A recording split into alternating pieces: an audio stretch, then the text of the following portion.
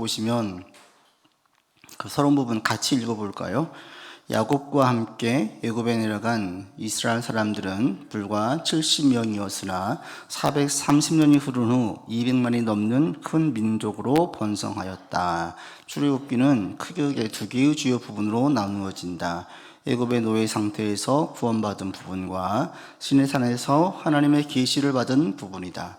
하나님은 노예의 상태에 있는 이스라엘을 모세를 지도자로 세워 이끌어내셨고 광야에서 그들을 지켜주시어 약속의 땅으로 인도하셨다. 출애굽기는 당시 강대국인 애굽을 모세 한 사람을 통해 굴복시키심으로 결국 모든 일이 하나님의 말씀대로 성취됨을 보게 한다. 약속의 땅 가나안으로 향하는 동안 오합지졸인 이스라엘을 하나님의 군대로 세우시며 공동체를 세우는 데 필요한 율법을 주셨다.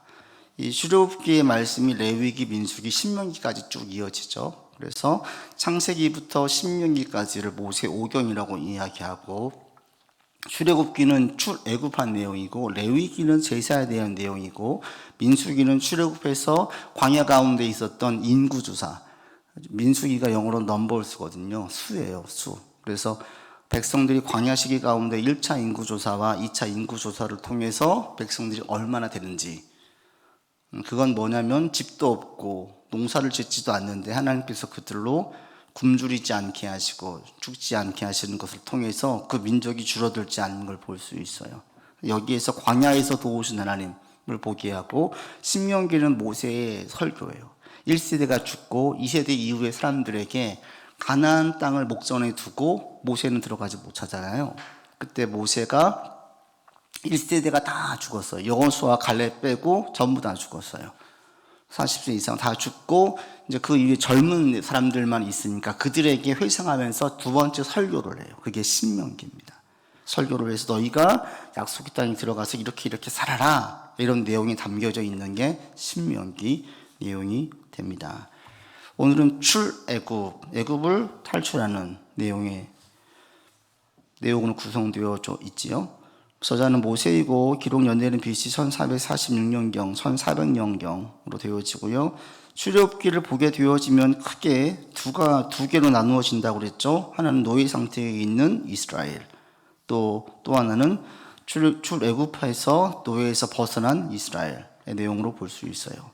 그래서 개요에 보시면 애굽에서의 구속, 애굽에서 이스라엘을 구원해 주신 하나님의 1번 이스라엘의 번영과 박해의 내용 1장이 나와져 있고, 2장로 4장까지는 모세가 리더로 서는 것에 대해서 어떻게 부름을 받았는지, 5장에서 15장까지는 탈출한 내용 10가지의 재앙을 통해서 아버지께서 어떻게 역사하시는지, 16장에서 18장까지는 드디어 광야로 왔어요. 광야에서 처음 이제 여행할 때 하나님께서 그들을 어떻게 도와주시는지, 그리고 19장부터 40장까지는 십계명, 레위기와 이어지기도 해요. 성막들, 또 판결들, 어떻게 이 공동체를 여호와의 말씀, 법을 세워서 이 공동체가 세워져 갈 것인지 그 얘기를 하고, 32장부터 마지막 장까지는 언약에 대한 이스라엘 백성들의 반응이 나와져 있습니다.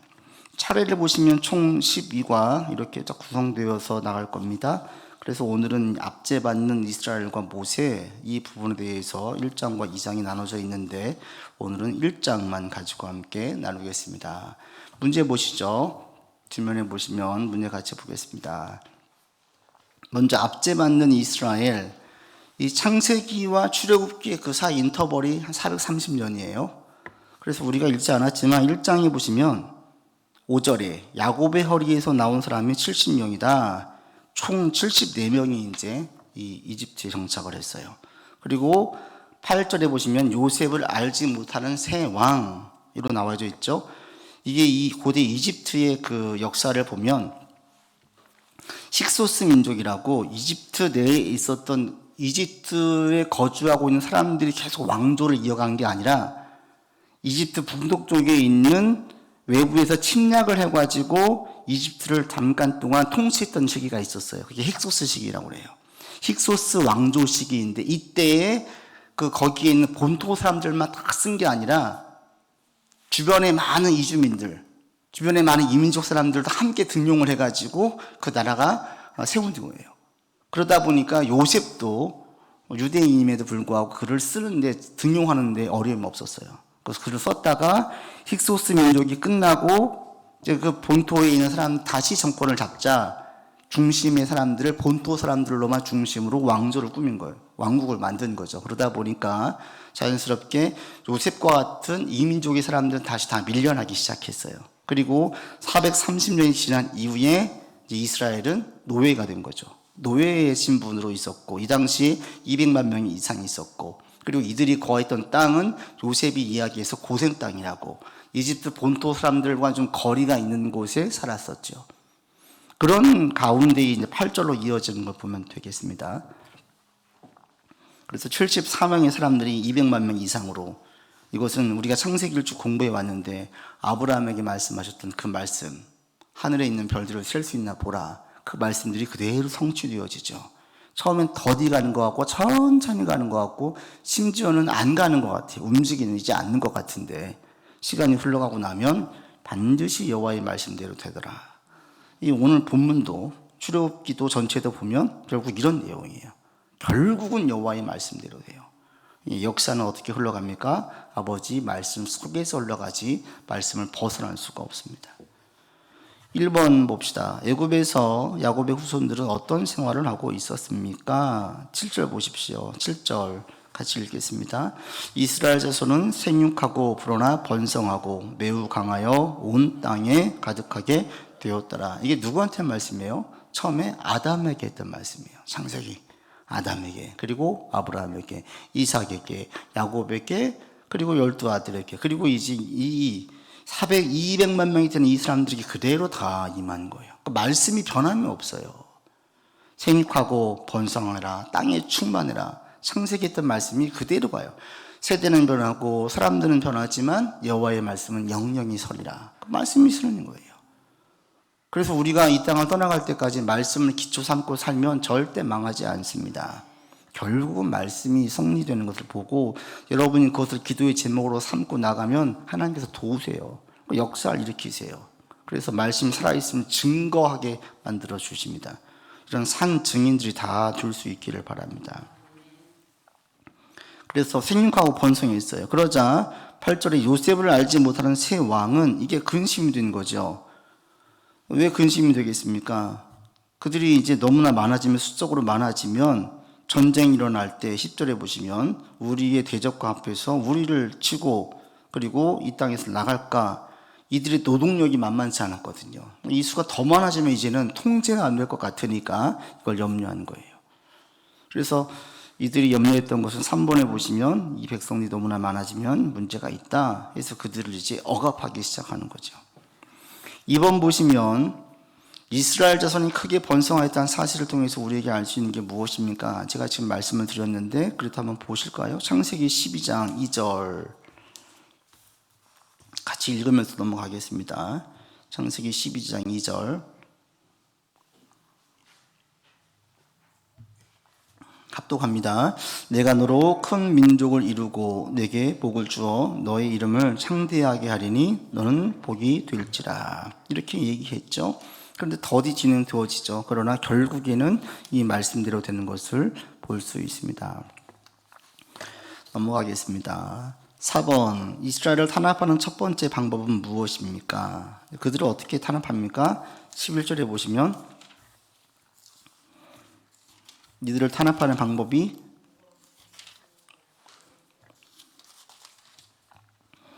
사람들을 세우고 무거운 짐을 지우죠. 건축을 비돔과 라암셋을 건축하게 했어요. 그래서 이들 가운데 힘에 지나도록 일부러 그렇게 해서 힘을 못 쓰도록 힘을 못 쓰면 애를 낳기가 힘들겠죠. 이렇게 해서 힘을 못 쓰게 하는 거예요. 막 힘들게 하고 괴롭히고 병들게 하고 그렇게 해서 이제 이들로 하여금 약해지게 만들려고 했던 겁니다.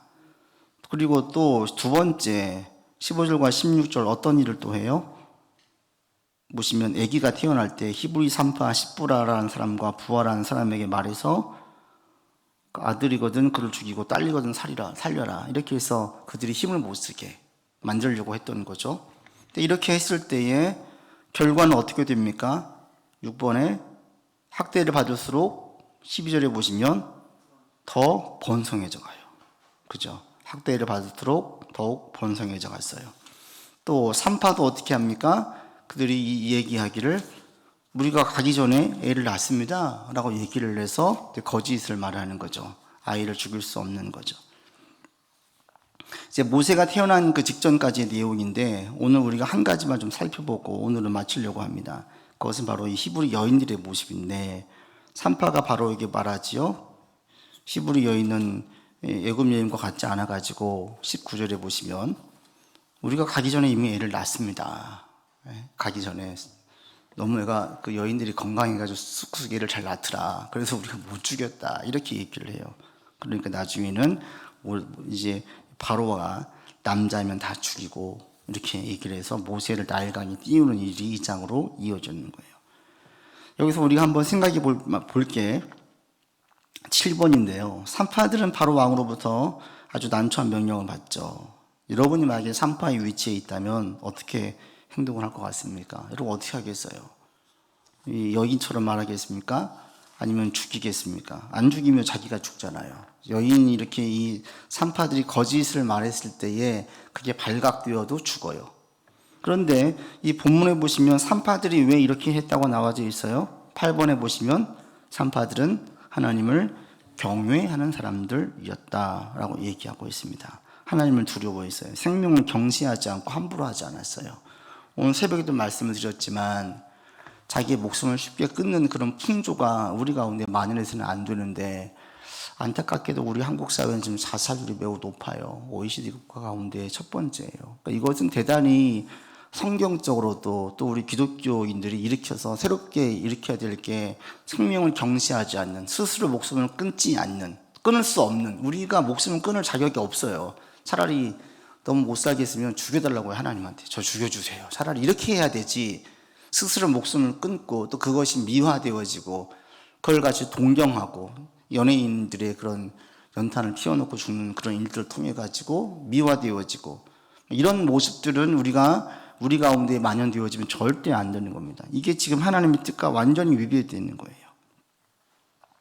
근데 우리가 여기서 상을 펴볼 것은 여인들이 이런 가운데 있을 때에 왕의 명령을 거절할 수가 없었어요. 8번 보시면 그렇다고 자신의 생명과 이익을 위해서 바로의 명령을 그대로 순종할 수도 없었어요. 그래서 산파들이 택한 방법은 뭐였습니까? 거짓말이었죠. 거짓말. 사실은 그죠. 거짓말을 하면 됩니까? 안 됩니까? 안 돼요. 근데 성경에 보면 거짓말을 많이 해요. 십계명에 보면 거짓말하지 말라 이렇게 되어 있지 않고 거짓 증거하지 말라고 되어 있어요. 거짓 증거와 거짓말의 차이가 뭐냐면 십계명에 있는 거짓 증거는 법정에서 서는 걸 말해요. 누군가를 모해하고 누군가에게 악을 행하려고 의도적으로 서서 거짓 증언하는 사람들. 그리고 성경에서 볼 때 이 본문과 같이 선의의 거짓말, 성경적으로 볼 때 이런 거짓말들이 있어요. 이것에 대해서 하나님은 이 여인들을 먼저 결론을 보세요. 9번. 하나님은 산파들의 행동을 어떻게 옳게 보십니까? 어떻게 보십니까? 20절 보시면 하나님이 그 산파들에게 은혜를 베풀었어요. 그죠? 이건 뭐겠습니까? 옳은 일을 한 거예요. 산파들의 거짓말을 하나님께서 옳게 보시는 거죠. 왜? 생명을 살리는 것을 으뜸으로 두었기 때문에 이런 거짓말을 하게 된 겁니다. 그래서 이게 이제 어떤 부분이냐면 우리의 상황 속에서 말씀을 어떻게 지킬 것이냐 이런 부분들이 대단히 중요해져요. 내가 시집을 갔는데 집이 전부 다 이게 우상 숭배하는 집이에요. 제사를 해야 돼요. 제사 음식을 나는 하면 돼요, 안 돼요? 나는 순교할지언정 제사 음식 만들지 않겠다. 이렇게 하셔야 돼요? 아니 만들어 해야 돼요. 어떻게 하시겠어요? 해야 돼요. 권사님 해야 되고 어떤 분들은 난 절대 못합니다. 목에 칼이 들어와도 차라리 이혼하겠습니다. 이러시겠어요? 어떠시겠어요? 이런 것들을 좀 생각해 보게 만드는 부분이에요. 우리 현실 가운데에서. 그 엔도 슈샤크라는 분이 쓴 침묵이라는 책이 있어요. 그게 뭐냐면 일본으로 파견되었던 선교사에게 실화를 바탕으로 한 소설인데 일본으로 파견되었던 페레이라 신부님 계시는데 이탈리아 본부로부터 어떤 로마로부터 교황청에게 소식이 들어왔냐면 일본에 파견했던 선교사 페레이라가 배교했다 이런 얘기가 들리는 거예요. 그래서 두 명의 신부를 또 보내요. 파악하려고 로드리고와 가르페라는 두 신부를 보냈는데 거기에 도착했을 때에 이 가르페라는 신부는 거기에서 둘 다 잡힙니다. 잡혀가지고 예수의 상과 마리아의 상을 놓고 이 밟아라. 그럼 살려주겠다. 이 밟지 않으면 죽이겠다. 그러니까 이 가르페 신부를 밟지 않아요. 그러니 그들을 다른 믿는 자들을 물에 빠뜨려가지고 죽이려고 하니까 가르페 신부도 같이 빠져가지고 가서 거기서 죽어요. 순교당하죠. 그 다음에 로드리고 신부에게도 똑같이 얘기해요. 밟아라. 그럼 살려주겠다. 어떻게 할까요? 이걸 밟아요. 예수의 상을. 그러니까 배교자가 되는 거예요. 이걸 밟으면 믿는 너에게 있는 사람들을, 너희 성도들, 신자들을 살려주겠다. 그래서 밟아서 배교기를 택하게 되는 거예요. 나중에 이제 페레이라 신부에게 다시 만나게 되어지고 얘기해서 배교자로 알려져 있는데, 이거 이제 우리가 생각해 보는 게 뭐냐면, 볼 때는 이탈리아 로마 교황청으로 볼 때는 배교자였지만 그렇게 얘기하는 거예요. 그때 이제 예수님 소리가 이 소설에서는 들리거든요. 성화 속에서 예수님께서 말씀하세요. 밟아라. 성화를 밟아라. 난 너에게 밟히기 위해서 존재하느니라. 밟는 너의 발이 아플 것이니 그 아픔만으로도 충분하다. 그래가지고 로드리고와 신부가 밟아요. 그리고 거기 있는 사람들을 살려줘요. 한참 지난 다음에 나중에 보니까 이게 배교입니까? 배교가 아닙니까? 이 문제 가지고 되는 거예요. 우리는 얘기할 때 예수 믿으면 목에 칼이 들으면 어떻게 해요? 순교할지언정 내가 배신하지는 않겠다. 이렇게 하잖아요. 이 역사가 우리나라에도 그대로 있었죠. 일제시대 신사참배. 신사참배를 해야 돼요? 안 해야 돼요? 안 해야 되는 게 맞죠. 한 사람들은 어떻게 해야 됩니까? 그냥 배교시켜야 돼. 배교자니까 그냥 밀어내야 되는 거예요. 그게 그렇게 해서 이 나누어진 게 고려신학교하고 나머지 장로교가 나누어진 거예요. 1951년도에. 해방된 이후로 신사참배를 했던 목사들은 이것은 제적시켜야 된다. 제명시켜야 된다. 신사참배를 거부하고 모든 고난을 가진 고초를 겪었던 목사님들이 이렇게 나간 거예요. 신사참배한 목사들은 목사의 자격이 없다. 제명시키자. 한쪽에서는 그들이 회개하고 돌아오면 회개하면 그들의 목사직을 복직을 시키고 제명시키지 말고 계속 목회하게 해야 된다. 이렇게 싸운 거예요. 여러분 어느 편이세요? 목사하면 안 되는 거예요? 용서했으면 회개했으면 목사 다시 해도 되는 거예요? 어떻게 보세요? 이렇게 해서 갈라진 게 고려 고신파하고 나머지 장로교로 나누어져요. 이 역사적으로 우리나라에 똑같이 이런 일이 있는 거예요. 상황 속에서의 답은 한 가지로 얘기할 수 없죠. 신사참배를 하면 안 되겠죠. 그렇지만 신사참배를 한 자들에게는 용서를 구하고 그들이 목회를 계속 할 수 있도록 해야 되느냐, 해야 하면 안 되느냐, 이거를 단답형으로 얘기할 수 없는 거예요. 그렇게 따지면 사실은 베드로도 사도로 세우면 안 되죠. 3번을 부인했잖아요. 세 번째에는, 3번이라는 수는 완전수거든요. 완전히 부인한 거예요. 3번째에는 저주하면서 부인했잖아요. 우리 말로 하면 내가 예수님을 알면 내 목에 내 손에 장을 치신다. 이런 얘기랑 똑같아요. 모른다라는 거예요. 그런데 그 베드로를 예수님께서는 세우셨죠. 사도로 세우셨어요. 아까 말씀을 드린 시집을 갔더니 저 집은 종갓집 아니야. 제사가 그렇게 많아요. 어떻게 해야 되는 거예요? 제사를 드려야 돼요? 안 드려야 돼요? 전에 있던 교회에서 안수 집사님 한 분이 자기 아내 자랑을 그렇게 해요. 자기가 예수 믿게 된 건 아내 때문이다. 왜 그러냐? 아내가 왔는데, 시집을 왔는데 우리 집은 제가 장손이어서 제사가 한 달에 한 번씩 있었대. 한 달에 한 번 이상씩. 그런데 그 제사를 아내가 한 번도 싫은 소리 하지 않고 다 준비를 했대요. 한참을 지난 다음에 10년 이상 지난 다음에 아내가 얘기를 했대요. 교회 가자고. 그냥 그 아내에 감동돼가지고 따라가 준 거예요. 그러다가 예수님 만나가지고 믿었어요. 나중에 한 얘기가 그때 그 아내가 너무 고맙다라는 거예요. 한 번도 투덜대지 않고 불평하지 않고 그렇게 준비했던 것들이. 어떤 분들은 그러죠. 믿을 때 화끈하게 믿어야지. 목에 칼이 들어와서 나는 못합니다. 그게 맞는 경우도 있지만 어떨 때는 이 지금 말씀드린 이 권사님처럼 묵묵하게 감당하면서 그것이 쌓이고 쌓여서 하나님의 역사가 드러나는 경우도 있어요. 그러니까 정답이 없어요, 사실은. 그래서 우리의 상황 가운데에서 무엇을 딱 내어놓고 이게 답이다, 이렇게 가자, 그렇게 하지 않은 믿음이 없는 사람이야 저 사람들은 기회주의자야. 이렇게 몰아붙이면 안 된다는 거죠. 우리에게 필요한 것이 무엇이냐? 지혜예요, 지혜. 마태복음 10장에 보십시오. 이 산파들도 하나님께서 지혜를 주시는 거죠. 이렇게 지혜롭게. 마태복음 10장 16절.